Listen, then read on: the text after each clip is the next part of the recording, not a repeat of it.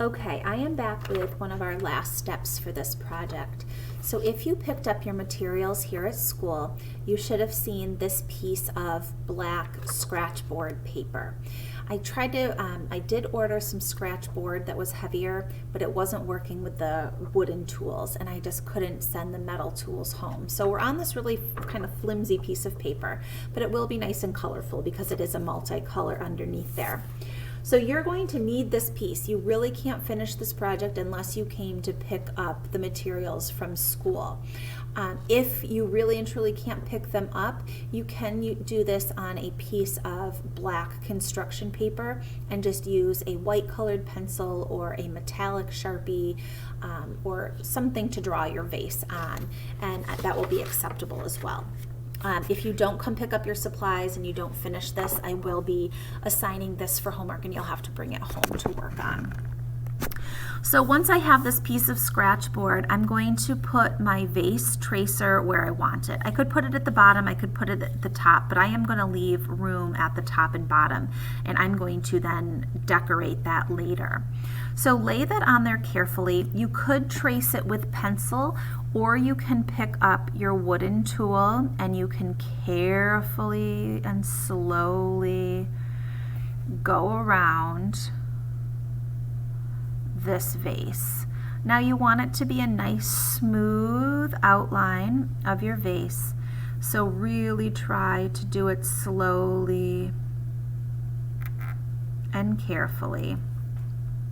Otherwise you might need to go back through and smooth that or even that out.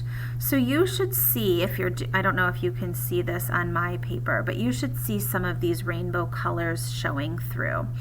Now the Scratchboard I wanted to do it on had a gold layer underneath the black, and I thought that would be much more appropriate for our Greek vases, but sometimes we just need to go with what we have. So we are doing it with this rainbow Scratchboard paper, and some of you will love that, and others of you will wish, like me, that it was gold, but we're gonna work with it. So once I have that careful outline, I'm gonna pick that up, and this is one of those things that you do need to pretty much do freehand for yourself. So I am going to look at my sketch. You could do it in pencil first, but it's not going to help much because you really can't erase on this paper. If I were to do a little detail on my vase in pencil, I can see it, but if I mess up and I erase it, it's going to take that black off my paper. So I would just stick with what I have, or stick with what you have, and just when you're doing your designs, be as careful as you can and just go slow. So you're going to work on this Scratchboard vase, and you're going to try to include all the details that you have on your sketch. Do the best you can.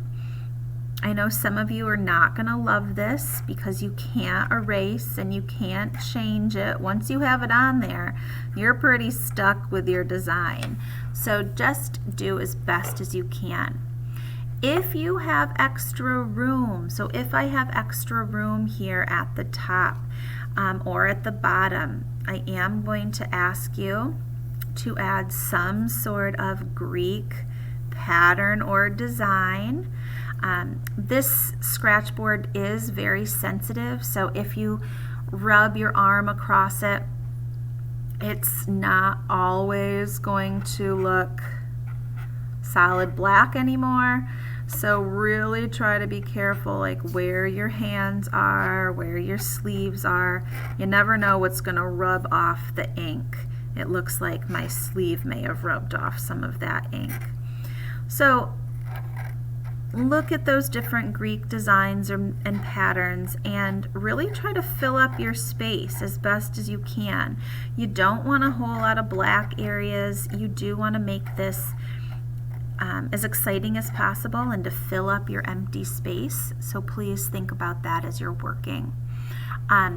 When you bring this back to school for me to see, or if you photograph it first, that is actually a great idea. Do photograph this and submit it if you finish it before school, before we're back in school.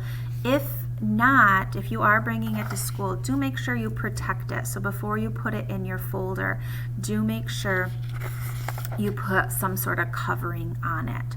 So that's what I'm expecting you to have done when you come back to school next week when I see you. If you don't, you will have it assigned for homework. Okay, so that's how you finish this project. I hope to see you guys soon. I hope you're having a great week and this remote learning is better than you expected, or it's at least somewhat enjoyable and not too much work. Okay guys, I'll see you next week. Bye-bye.